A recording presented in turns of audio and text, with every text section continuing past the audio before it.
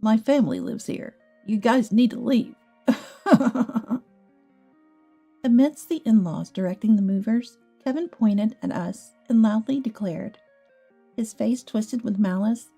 I couldn't help but show my disgust. But Madison, standing beside me, seemed different, asking Kevin with a shaken voice, "Dad, don't you know?" With those words, Kevin looked puzzled.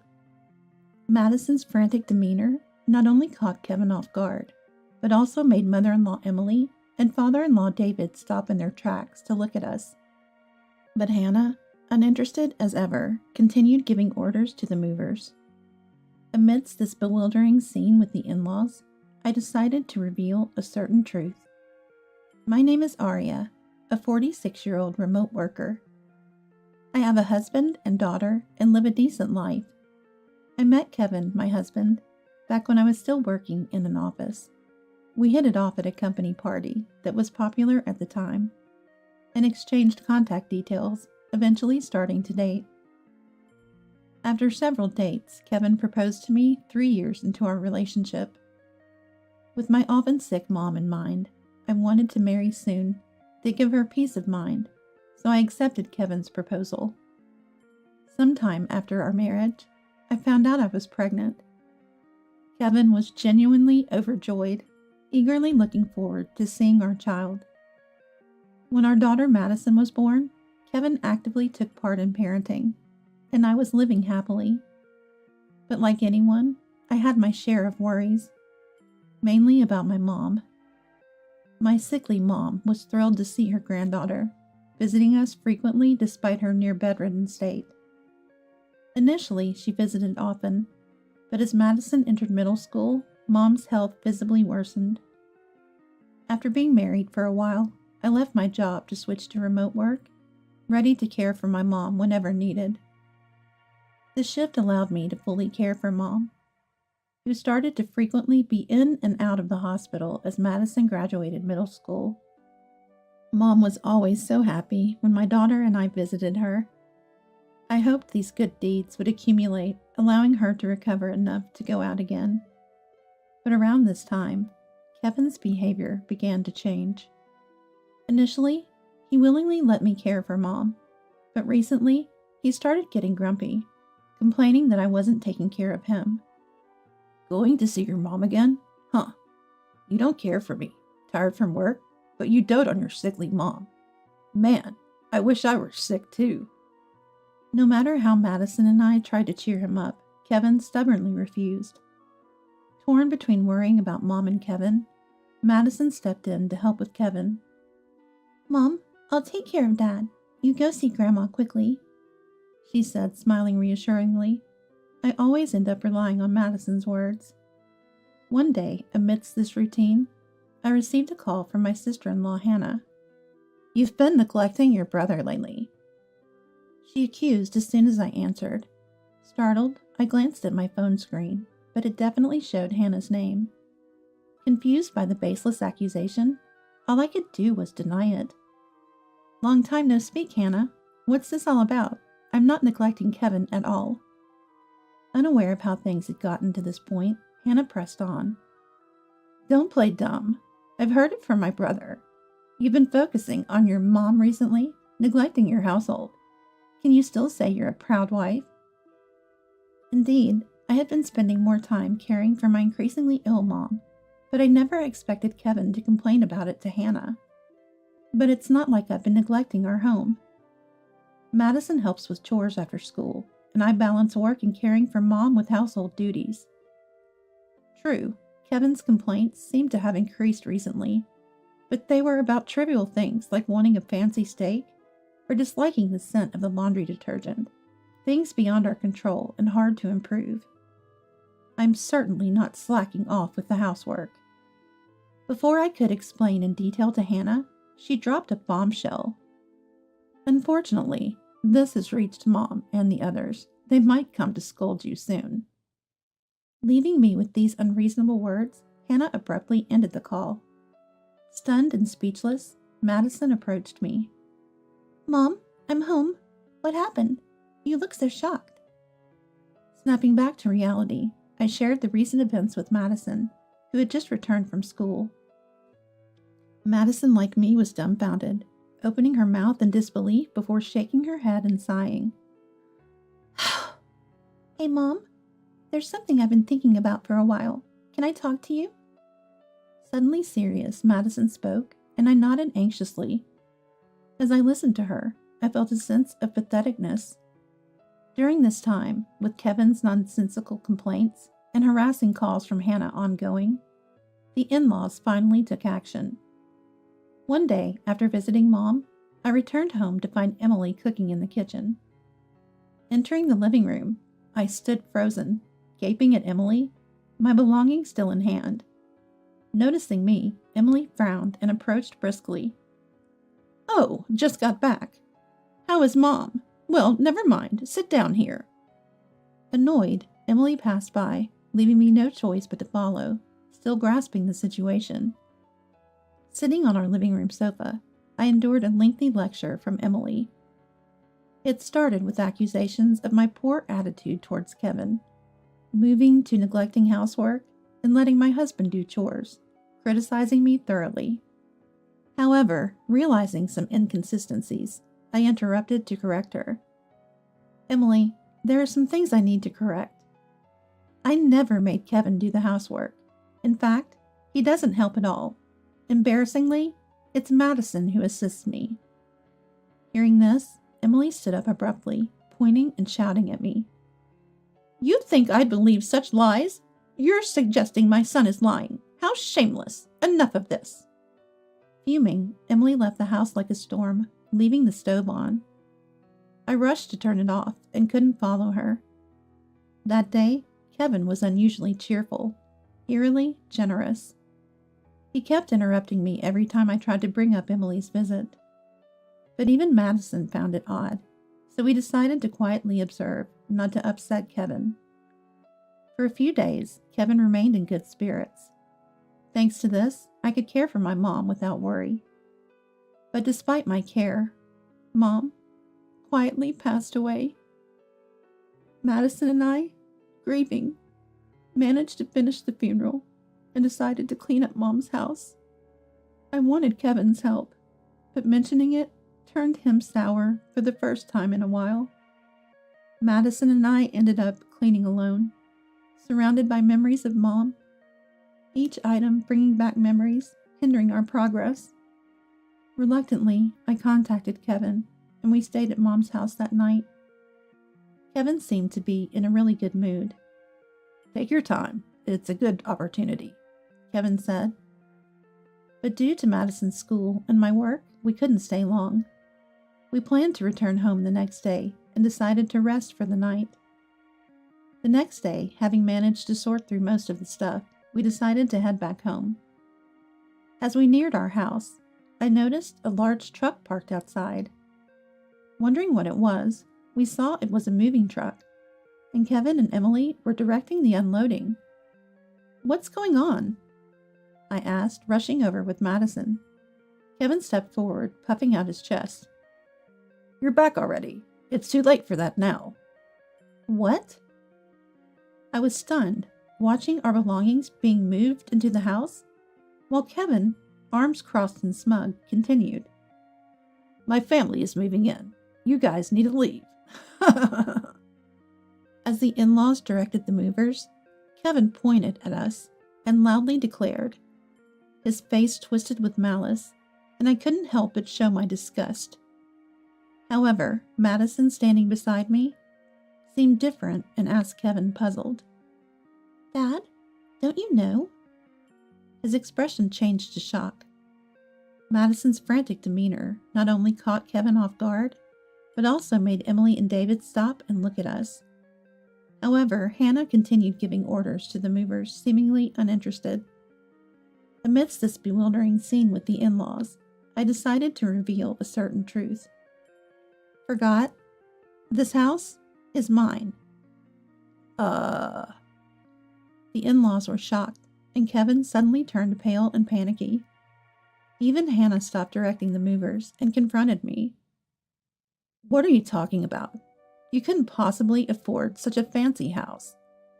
I proudly replied. Thank you for the compliment. This house belongs to my family. My dad built it. That's impossible. This house looks too new and beautiful. I appreciate it, Emily. My mom renovated it when we got married.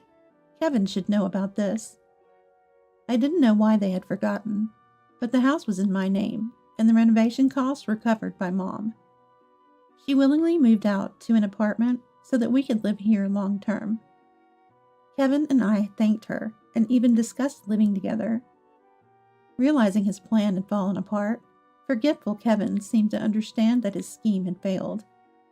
And you know, I started to speak, but Madison interrupted. She began to share information from the recent inheritance sorting. Grandma left a lot of inheritance for Mom and me. Unfortunately, it's not money.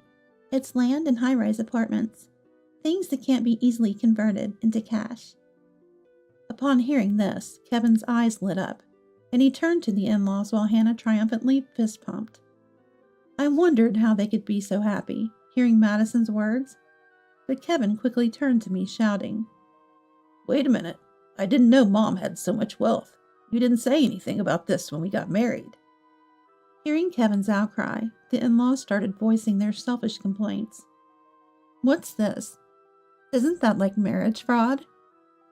That's so sleazy. You deliberately kept quiet about the inheritance to keep it from Kevin, didn't you? Such a greedy woman. And the way you spoke earlier, it sounded like only you two are getting the inheritance. David, realizing the crucial point, looked at us for confirmation. I nodded firmly and explained. Yes, the inheritance is just for me and Madison. Kevin gets nothing. We found the will while sorting through the belongings yesterday. Hearing this, the in-laws turned red with rage, especially Emily, who was the most furious. This is unacceptable. If that's the case, we're getting a divorce. I'm going to take every penny of your divorce settlement. Emily, stopping her feet and raising her voice, received an immediate acceptance from me. That sounds good. I agree. As soon as I consented, Emily turned and ran off, presumably to the nearby office to get divorce papers. I watched her rush off without trying to stop her. Kevin, noticing Emily's departure, asked me bitterly, What are you planning to do now? What do you mean? Are you talking about the divorce or where you're going to live? Both. Kevin responded with almost a snarl, but I looked up at the house, feigning disinterest. What if I told you I've already put this house up for sale? What? Now it was Kevin's turn to be stunned. He exchanged glances with David, then looked back at me, confused. It was expected. They wouldn't have thought that I'd sell the house while spending another night at Mom's. Addressing the bewildered Kevin, I spoke up confidently. I've been thinking about it for a while. Every time I see your terrible attitude, I wonder why I'm still married to you. I've been putting up with it for Madison's sake, but she's also fed up with you. Delivering this shocking truth to Kevin, I saw him turn pale and look at Madison. She met his gaze firmly and spoke her mind. Dad, you always said you were the head of this house. Neglected and pitied, tired from work and ignored. But don't you think the reason you're treated like that is because of your own faults? Why don't you realize you're the one neglecting and ignoring us? Madison's sharp words silenced Kevin, who could do nothing but stay quiet. I thought if he just signed the divorce papers in his downtrodden state, that would be enough. But then Hannah revealed something astonishing. If I knew it would come to this, I wouldn't have applied for the renovation. We all turned to Hannah in surprise. I was shocked not only by Hannah's sudden confession, but also that David and Kevin didn't know about it. What are you doing without permission? David shouted at Hannah, who nonchalantly began to make excuses. I wanted to live in my dream room, so when we were taking over this house, I thought, why not renovate it? But you're selling this house, right? Oh, but if you're selling it, wouldn't it be better if it's renovated? Hannah's smug face made me and Madison sigh. As for Kevin and David, they were too appalled by Hannah's recklessness. Kevin, unable to contain his anger any longer, began shouting at her. Listen, sister, whether it's sold or becomes ours, you should have told us beforehand. We were planning to move in. Where are we supposed to live during the renovation? Despite feeling a bit off about his preface, Kevin's point was valid, and even Hannah seemed to realize it. Oh, really? As Kevin was about to yell at Hannah again, we saw someone running towards us from afar. It was Emily, seemingly with the divorce papers. I got them, the divorce papers. Now sign them right here. Emily, out of breath and unaware of the commotion among the in-laws, pushed the papers towards me. I took the papers from Emily and thrust them at Kevin. You start writing. You've always made fun of me, and you agree with the divorce, right? No way. Kevin's instant refusal was probably because he knew about Mom's inheritance. But I couldn't bear Kevin's actions and the in-laws' nonsensical behavior any longer. I provoked Kevin, hoping to get him to fill out the papers on the spot. Changing your mind so suddenly? That's right. You've been in a good mood recently because you plan to take over my house. Too bad. Even without Mom's inheritance, I have no intention of giving you this house, and it's already up for sale. Either way, you're going to be homeless, right?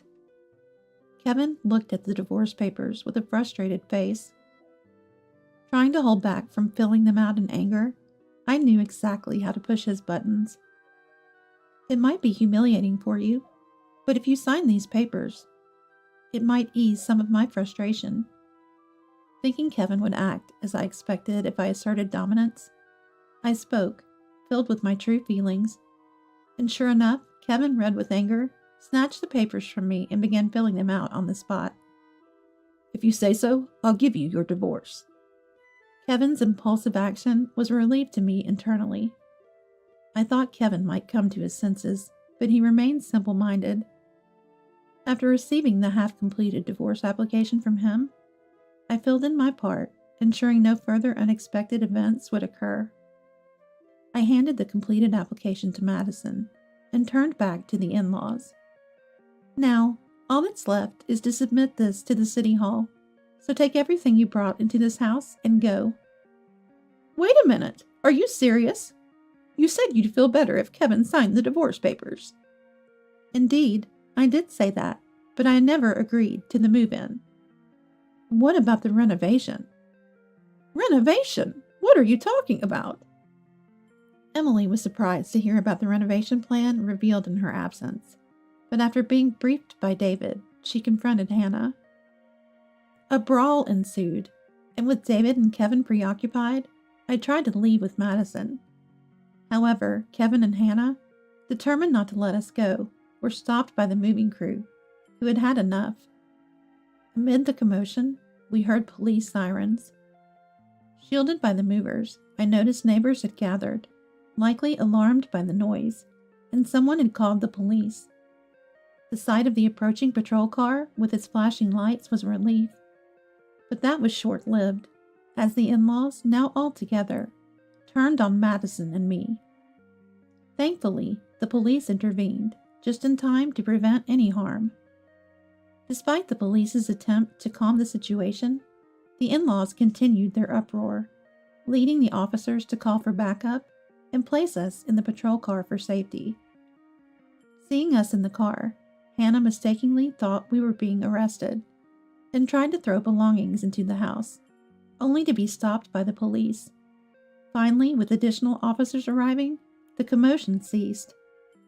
As the in-laws began to calm down, the police asked us to come to the station for questioning, igniting another uproar. Kevin or Hannah, or perhaps both, ended up assaulting an officer, resulting in their immediate arrest for obstructing official duties. After being advised by the police, the rest of the in-laws also headed to the station. Meanwhile, Madison and I underwent a brief questioning in the patrol car.